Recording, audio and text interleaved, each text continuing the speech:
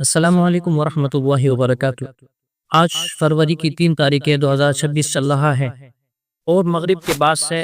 شعبان کی 15ویں تاریخ شروع ہو جائے گی،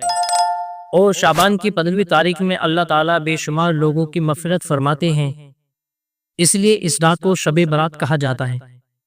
لوگ سوال کرتے ہیں کہ یہ رات بہت زیادہ برکت والی رات ہے، رحمت والی رات ہے، اس رات کو ہم کس طرح گزاریں؟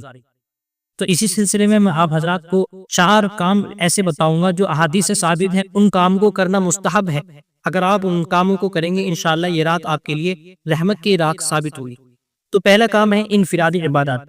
یعنی اس رات میں تنہائی میں رہ کر خوب اللہ تعالیٰ کی عبادت کرے، نفلی نماز پڑھے، تہجد کی نماز پڑھے، قرآن کریم کی کثرت سے تلاوت کرے، لیکن کوئی خاص عبادت احادیث سے ثابت نہیں ہے کہ یہ اتنی نماز پڑھنی ہے یا اس نماز میں فلاں سورت پڑھنی ہے، ایسا کوئی حدیث سے ثابت نہیں ہے، لیکن انفرادی عبادت ثابت ہے۔ آپ جو چاہیں کر سکتے ہیں، 2 رکعت نماز پڑھیں، 4 رکعت نماز پڑھیں نفلی عبادت، اسی طرح تہجد کی نماز پڑھ سکتے ہیں، اسی طرح قرآن کریم کی کثرت سے تلاوت کریں، تو یہ انفرادی عبادت میں شامل ہوتا ہے۔ آپ چاہے نماز پڑھ لیں یا قرآن کریم کی تلاوت کر لیں یا ذکر و اذکار کر لیں، کوئی تسبیح وغیرہ پڑھ لیں، تو انشاءاللہ عبادت کی رات شمار کی جائے گی۔ اسی طرح دوسرا عمل ہوتا ہے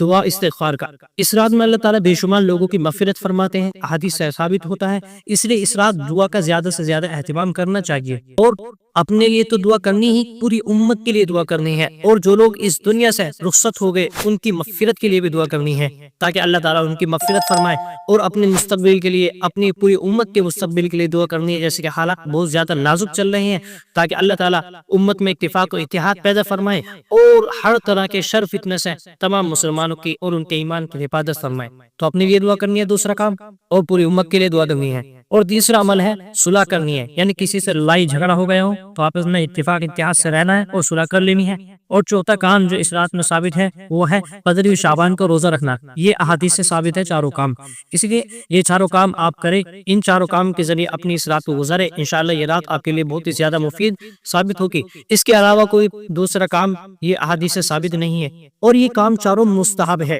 کوئی فرض واجب سنت نہیں ہے بلکہ مستحب ہے۔ اگر کوئی کرے تو اچھی بات ہے، اگر نہیں کرے تو اس پر کوئی ملامت نہیں کی جائے گی۔ اگر کوئی شخص عشاء کی نماز جماعت کے ساتھ پڑھ کر اپنی سنت و نوافل اور وتر سے فارغ ہو کر سو جاتا ہے اور تہجد میں ہو کر 2-4 رکعت نماز پڑھ لے اور فجر کی جماعت کے ساتھ ادا کر لیتا ہے، تو انشاءاللہ وہ بھی اس رات کی عبادت کرنے والوں میں شمار کیا جائے گا۔ اس لیے جاگنا مقصود نہیں ہے، بلکہ آپ جتنی دیر بھی جاگے اللہ تعالیٰ کی عبادت کریں، 2 رکعت نماز پڑھے یا 4 رکعت نماز پڑھے نفلی نماز، تہجد کی نماز پڑھے، صلاۃ التسبیح پڑھ لیں، قرآن کریم کی کثرت سے تلاوت کریں، ذکر و اذکار میں مشغول رہیں، اسی طرح دعا استغفار کرتے رہیں، لیکن اس کے علاوہ کوئی دوسرا کام نہیں کریں۔ اللہ تعالیٰ ہمیں اس رات کے بدر دانے کی توفیق عطا فرمائے اور ہمارا شمار ان لوگوں میں بنائے جن لوگوں کے اللہ تعالیٰ کی اس رات مغفرت کا اعلان فرمائیں گے، آمین یا رب العالمین۔